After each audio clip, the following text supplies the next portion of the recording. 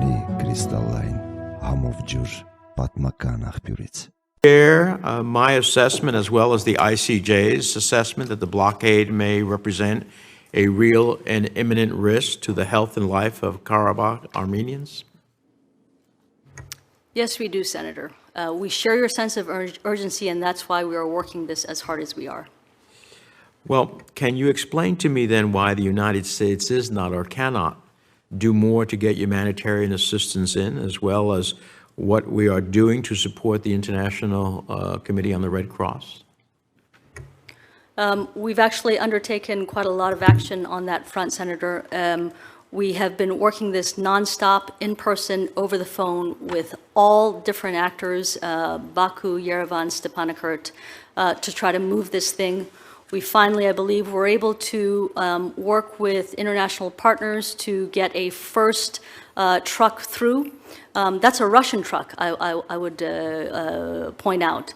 But the point is that that traffic is now flowing.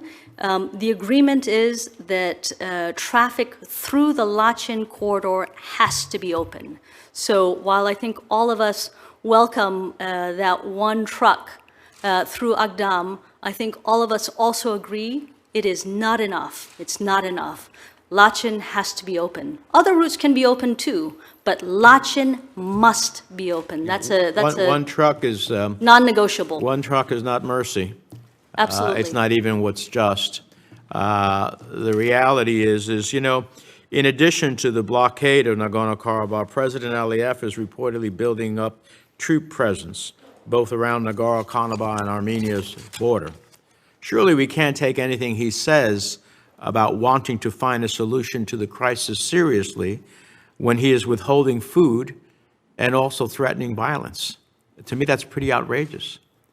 I'm concerned that we are not, I hear your testimony, but I am concerned that we are not bringing urgency to this situation and taking a whole of government approach to pressure Aliyev. How real are the fears of renewed war? And what is the department doing to avert an Azerbaijani attack on the people of Nagorno-Karabakh and Armenia? Has the State Department told him to stand down and threaten sanctions? Has the White House and National Security Council told him to stand down? Has the Pentagon, through contacts in the Azerbaijani military, told him to stand down? These are the problems that I have with the waivers of Section 907. I don't understand. If that is about having influence with the Azerbaijanis, it's not working very well. And if anything, it is giving them a qualitative edge over Armenia's defense. So can you answer those questions for me? Thank you, Mr. Chairman. Those are important but complicated questions, but there's a simple answer to all of those.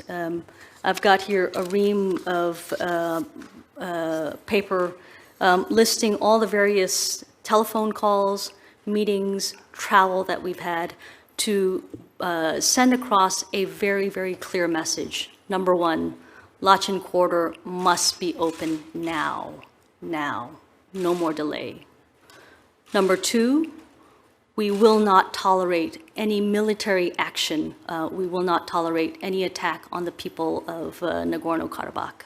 That's very clear. As we do this, we're mindful of the fact that, technically speaking, the war is not over between Armenia and Azerbaijan, which adds urgency to our commitment to try to support a durable and dignified peace agreement between Armenia and Azerbaijan that takes into account the security of the people of Nagorno-Karabakh. The National Security Council, if the Pentagon, have they all weighed in? Yes, they have. They have all weighed in. Jake Sullivan hosted the foreign ministers of Nagorno-Karabakh, Armenia and Azerbaijan a few months ago for discussions here in Washington. The Secretary has done several rounds of that.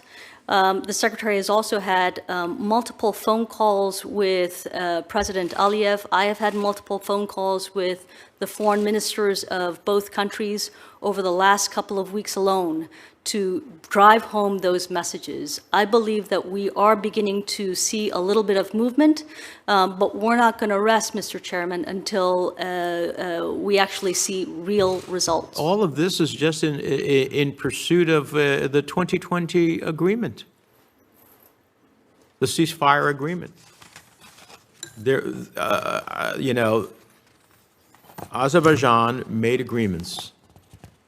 We are just asking, even though we think there's much more to ask for, we are just asking for them to live up to their agreements. Now, if the agreements that they made, the commitments that Azerbaijan made in the November 2020 ceasefire, it's now 3 years after nearly, and we are revisiting that which they had agreed to and that have violated. So I just hope you'll tell the Secretary on my behalf that I would hate to see that this administration stands by and allows ethnic cleansing to take place on their watch and under their eye. We don't have to wait for reports of what happened a decade later. It's happening in real time. I've already raised this question at previous hearings, months ago. And I said, people are dying. And I got a response, well, we're not sure about that. People are dying. I don't know how many more have to die. And I certainly expect that if this continues, even if this is abated tomorrow, that we're not going to keep waiving Section 907. We only embolden Aliyev. We give him a message that it's okay.